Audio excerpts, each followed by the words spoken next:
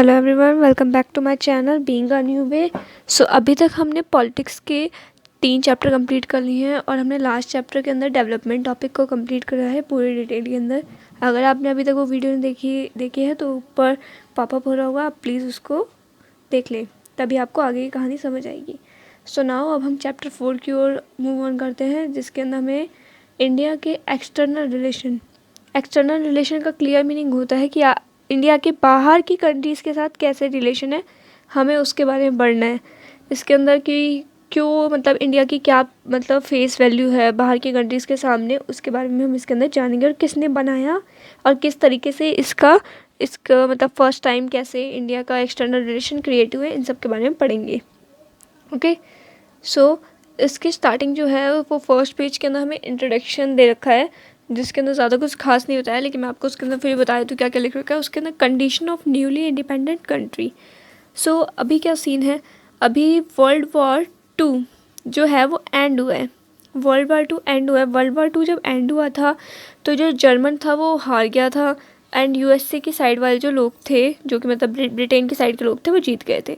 सो इनके अंदर क्या होता है, जब ये लोग हार जाते हैं और तो जब वर्ल्ड वॉर 2 एंड होता है जैसे, तो बहुत सी जो जहाँ जहाँ पर मतलब ब्रिटेन ने अपनी कॉलोनी बना रखी, जस्ट लाइक इंडिया को कुछ जगह पे डच ने अपनी कॉलोनी बना रखी थी इंडोनेशिया पे। सो ऐसी बहुत सी जगह थी जहाँ पर लोगों ने कॉलोनी बना रखी थी।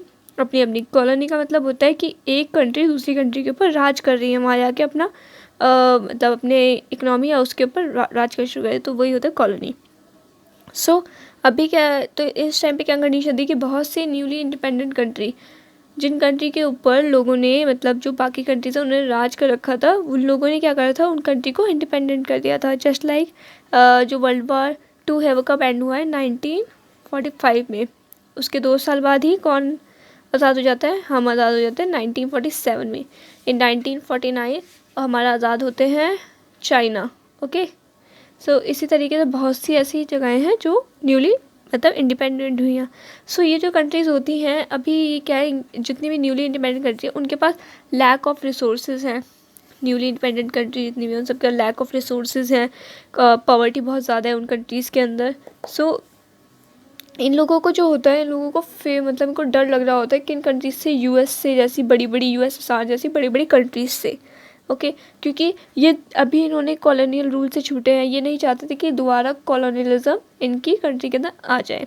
सो वर्ल्ड वॉर 2 का एंड हुआ तो उससे क्या कंडीशन क्रिएट होती है, वर्ल्ड वॉर 2 जब एंड होता है तो ब्रिटेन की साइड के जब लोग जीते तो उसके अंदर बहुत सी कंट्रीज जो होती हैं वो अपने आप को बहुत ज़्यादा बड़ा मानने लग जाती है। उनमें से सबसे पहली कंट्री आती है वो होती है यूएसए एंड यूएसएसआर। ये दोनों अपने आप को सुपर पावर डिक्लेयर करते हैं, क्योंकि ये दोनों ही वर्ल्ड की सुपर पावर, तो उस समय बायपोलर हो जाता है कंट्री। इस यूएस एंड यूएसएसआर के बारे में हमारी जो सेकंड बुक होगी कंटेम्प्रेरी वाली, उसके अंदर हम डिटेल के अंदर पढ़ेंगे फर्स्ट चैप्टर में कि क्या यूएस एंड यूएसएसआर कैसे वर्ल्ड पावर बनते हैं, वर्ल्ड की सुपर पावर। ओके, सो यहाँ पर अभी आप इतना जान लीजिए कि सुपर पावर है ये दोनों कंट्रीज़। जब वर्ल्ड वॉर 2 का एंड हुआ, और वर्ल्ड वॉर 2 का एंड कैसे होता है, यूएसए जो होता है वो जापान के ऊपर बॉम्ब गिरा देता है, कहाँ पर, हिरोशिमा एंड नागासाकी के अंदर। कुछ लोगों को उन बॉम्ब्स का नाम नहीं पता, लेकिन आप जान लीजिए उन बॉम्ब्स का नाम होता है little boy and fat man. ये उन दोनों बॉम्ब का नाम है, little boy and fat man. ये उन 2 बॉम्ब्स का नाम है जो कि हिरोशिमा और नागासाकी पे गिराए जाते हैं। सो यूएसए एंड यूएसएसआर जो हैं वो मेजर जो कंट्री है वो है, ठीक है। सो यहाँ पर क्या है, वर्ल्ड वॉर 2 एंड हुआ है, जो बाकी कंट्रीज होती है छोटी छोटी, वो सोचती हैं कि हमें, ये दोनों क्या करते हैं, ये दोनों जो भी कंट्री होती है, ये दोनों बाकी जो स्मॉल कंट्रीज अब इंडिपेंडेंट, उनके सामने प्रपोजल रखती है कि आप चाहे तो यूएसए को चूज़ करें या यूएसएसआर को चूज़ करें। सो जो कंट्रीज़ होती हैं वो बहुत ज़्यादा फियर में होती है कि वो किसे चूज़ करें। तो मोस्ट ऑफ द कंट्रीज़ क्या करती है, कुछ यूएसए को चूज़ कर लेती है, कुछ यूएसएसआर को चूज़ कर लेती है। जो वेस्ट की साइड पे है वो यूएसए को चूज़ करती है, जो ईस्ट की साइड पे है वो यूएसएसआर को चूज़ करती है। सो यहाँ पे क्या है कि अभी यहाँ पर नैम का भी हम आगे जिक्र करेंगे, जिससे बच रहे कि किस तरीके से हम लोग इन्हें रोकते हैं कि ये ऐसे कंट्री को 2 हिस्सों में, मतलब वर्ल्ड को 2 हिस्सों में डिवाइड ना करें। So about world war 2 and के अंदर आप यही जानते हैं कि किस तरीके से वर्ल्ड वॉर 2 एंड हुआ और जो कंट्री है वो 2 हिस्सों में डिवाइड हो गई। एक यूएसए का हिस्सा बन जाता है जो कि वेस्ट में होता है, और एक यूएसएसआर का हिस्सा बन जाता है जो कि ईस्ट में होता है, जिसके अंदर न्यूली इंडिपेंडेंट कंट्री ने ज्वाइन करना शुरू कर देती है। So what foreign relation, why we need foreign relation क्या है। हमें फॉरेन रिलेशन क्यों चाहिए? फॉरेन रिलेशन का मतलब क्या है कि आपके जो पड़ोसी देश हैं या आपके जितने भी आपकी कंट्री को, डोमेस्टिक कंट्री को छोड़ के जितनी भी अदर कंट्री उनके साथ आपके रिलेशन कैसे हैं, किस तरीके से वो आपकी मदद करती हैं। कुछ लोगों के साथ हमारे अच्छे रिलेशन हैं, कुछों के साथ नहीं होते। हमें इनकी ज़रूरत क्यों है? हमें लोगों के साथ अच्छे रिलेशन बनाने पड़ते हैं। ये एक तरीके से रिश्तेदारों जैसा सिस्टम है, जस्ट लाइक हम होते हैं और हमारे बहुत सारे रिश्तेदार होते हैं। इसी तरीके से हमें रिश्तेदारों की ज़रूरत क्यों है? क्योंकि हम एक सोसाइटी में रहते हैं जहाँ पर हमें नीड होती है। ओके, सोसाइटी को क्रिएट करने के लिए, इसी तरीके से वर्ल्ड को क्रिएट करने के लिए हमें एक्सटर्नल रिलेशन बनाने पड़ता है ताकि हम फॉरेन कंट्री का ट्रेड कर सकें। सबसे मेन जो रीज़न होता है वो फॉरेन रिलेशन ये था, ट्रेड, जिससे हम एक दूसरे कंट्री के डेवलपमेंट में हेल्प कर सकें। ओके, सो यहाँ पर अभी एक नेक्स्ट पेज पर आप देखेंगे तो एक टॉपिक आता है policy of non alignment. Non alignment जो है वो एक मूवमेंट होता है जो कि इंडिया एंड अदर कंट्रीज़ जो होती हैं, कुछ उधर 5 कंट्रीज़ मिलकर स्टार्ट करती है नॉन अलाइनमेंट मूवमेंट। ठीक है, सो इसके अंदर क्या होता है, नॉन अलाइनमेंट मूवमेंट को हम दूसरे नाम जानते हैं नैम, नॉन अलाइनमेंट मूवमेंट। तो ये नाम आप याद रखिएगा, ये आपको सेकंड बुक में भी देखने को मिलेगा। So what is NAM? NAM एक तरीके की एक ऑर्गेनाइजेशन बन जाती है, मूवमेंट होता है जिसके अंदर इंडिया और बाकी जो अदर कंट्रीज़ होती हैं, जिसके बारे में वो नेक्स्ट बुक क्या पढ़ेंगे डिटेल में। तो वो क्या करती हैं, अब बेसिकली इसको इंडिया के नाम से जानिए कि नैम जो है मतलब इंडिया जो है वो बाकी जो स्मॉल इंडिपेंडेंट कंट्री है उन्हें रोकती है कि वो जो अदर कंट्रीज़ हुई हैं अभी, मतलब जो नई नई कंट्रीज़ ये जो इंडिपेंडेंट हुई है, ये यूएसए एंड यूएसएसआर को ज्वाइन ना करें। क्योंकि अगर ये इनको ज्वाइन कर लेंगी, अगर ये यूएसए एंड यूएसएसआर को ज्वाइन कर लेंगी तो क्या होगा, वर्ल्ड जो है वो 2 हिस्सों में डिवाइड हो जाएगा। तो नैम जो है एक थर्ड वर्ल्ड बन के आता है और बोलता है कि इन्हें ज्वाइन मत करो, आप हमें ज्वाइन करो, हम लोग जो है हम न्यूट्रल हैं। न्यूट्रल मीन्स ना हम यूएसए की साइड है ना हम यूएसएसआर की साइड है, हम दोनों के साथ रहेंगे। ओके, सो यहाँ पर now next topic is Nehru policy, Nehru role. Okay, so Nehru ji का क्या रोल रहा है हमारे एक्सटर्नल रिलेशन के लिए? सो नेहरू जी जो थे वो पीएम के साथ साथ फॉरेन मिनिस्टर भी थे ऑफ इंडिया फ्रॉम 1946 टू 64। इस टाइम पीरियड के बीच में फॉरेन मिनिस्टर भी रहे थे इंडिया के। फॉरेन मिनिस्टर का मतलब है कि इन्हीं का काम है कि अदर कंट्रीज़ के सामने इंडिया को रिप्रेजेंट करना और उन लोगों को बताना कि इंडिया के अंदर आप आके हमारे साथ रिलेशन अच्छा कर सकते हैं। सो इनके ऑब्जेक्टिव क्या थे नेहरू जी की पॉलिसी के? नेहरू जी की पॉलिसी के जो ऑब्जेक्टिव थे वो थे to preserve hard earn sovereignty. ठीक है, देखिए सॉवरेनिटी मीन्स होता है आज़ादी, हार्ड अर्न मतलब है बहुत संघर्ष से पाई हुई। ओके, और प्रिजर्व मतलब बचाना, बहुत संघर्ष से पाई हुई जो आज़ादी है उसको बचाने का पहला इनका ऑब्जेक्टिव था। दूसरा था टेरिटोरियल इंटीग्रिटी, जो हमारी टेरिटरी है उसको प्रोटेक्ट करना, उसकी जो लॉ रेगुलेशन है उन्हें प्रोटेक्ट करके रखना। ठीक है, और टेरिटरी जो होती है वो है इंडिया, इंडिया का जो मैप है वही है आपकी टेरिटरी। सो प्रमोट रैपिड इकोनॉमिक डेवलपमेंट, जो इकोनॉमिक डेवलपमेंट है हमें उसे ज़्यादा से ज़्यादा डेवलप करना। ओके, नेक्स्ट जो है इनके जितने भी ऑब्जेक्टिव हैं उन्होंने ट्राई करा कि जो ये नैम बनाया गया था तो इंडिया ने नैम के अंदर आज़ादी के बाद ही सीधा हिस्सा ले लिया, मतलब उसने ही मतलब इसकी स्थापना करी, फाउंडेशन करी।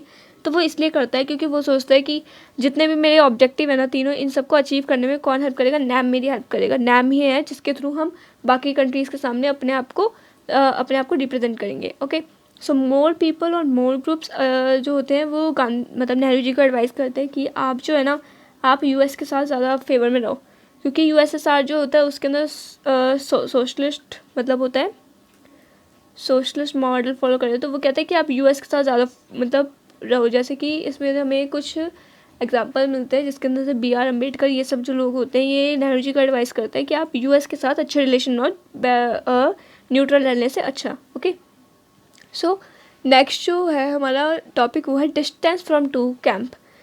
ये टॉपिक जो पूरा का पूरा टॉपिक है ये हमारी फर्स्ट बुक की फर्स्ट चैप्टर में भी आपको देखने को मिलेगा, लेकिन मैं आपको यहाँ पर बताऊँगी इसके बारे में।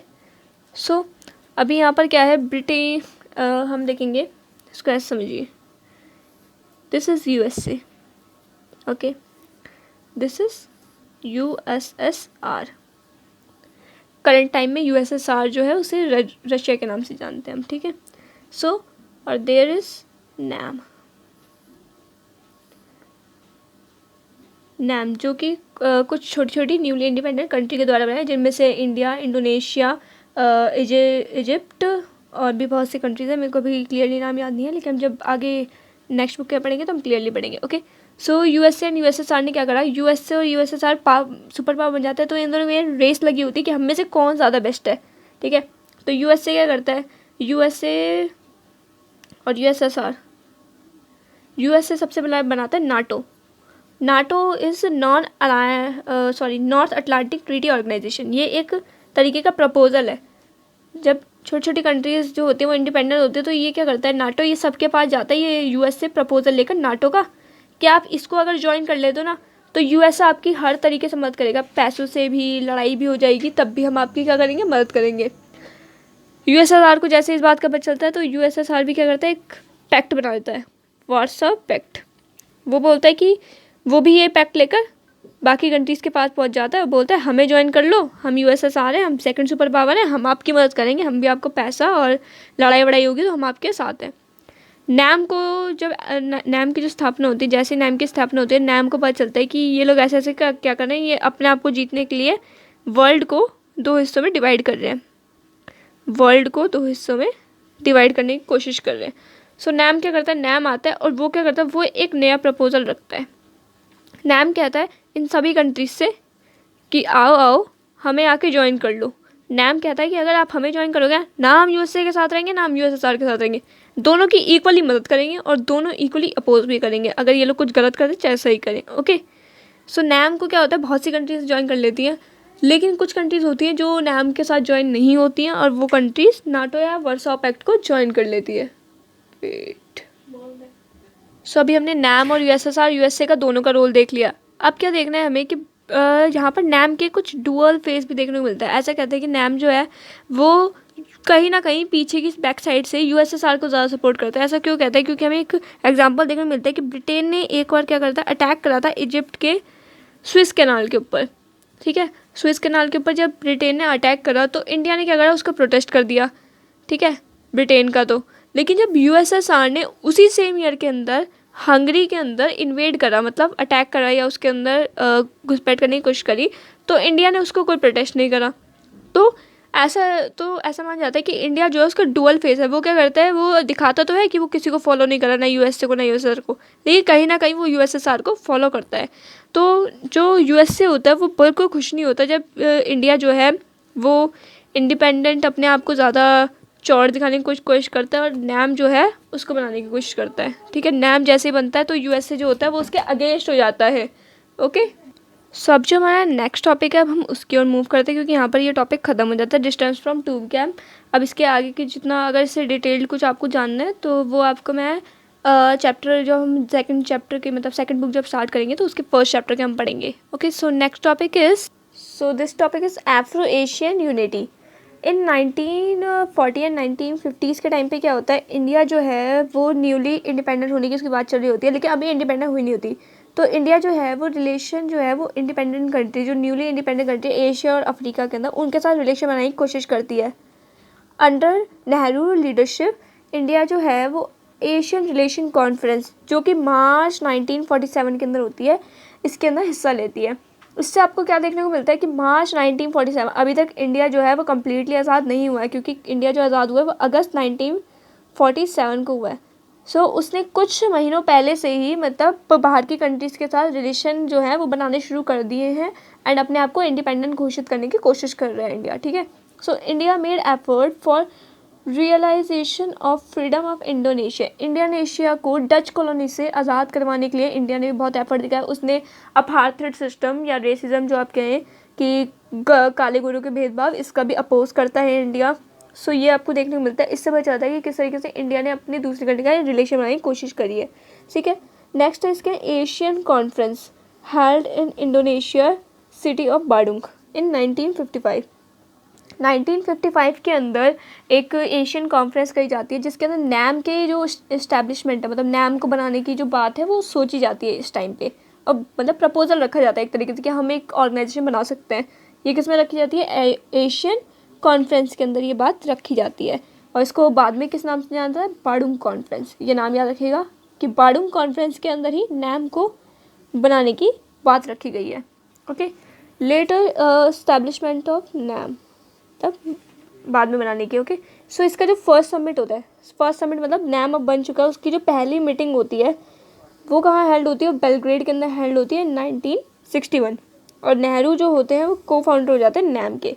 सो this is it for this video guys. Okay, so यहाँ पर क्या है, अभी तक हमने पढ़ लिया कि किस तरीके से नेहरू जी का क्या रोल रहा है मतलब इंडिया के फॉरेन रिलेशंस को या एक्सटर्नल रिलेशन को बिल्डअप करने में। सो यहाँ पर हमारी वीडियो ख़त्म होती है। अगर आपको ये वीडियो पसंद आई देन इसे लाइक करें, शेयर करें अपने फ्रेंड्स के साथ एंड सब्सक्राइब करें my channel for more videos. अगर आपको मेरे डिटेल्ड नोट्स चाहिए तो प्लीज़ मेरे को इंस्टा आईडी पे डीएम करें एंड प्लीज़ उसके लिख दें कि आपको नोट्स के लिए चाहिए, ताकि मैं आपको बता सकूँ कि आपको कौन से चैप्टर के नोट्स चाहिए और क्या चाहिए। Okay, thank you so much.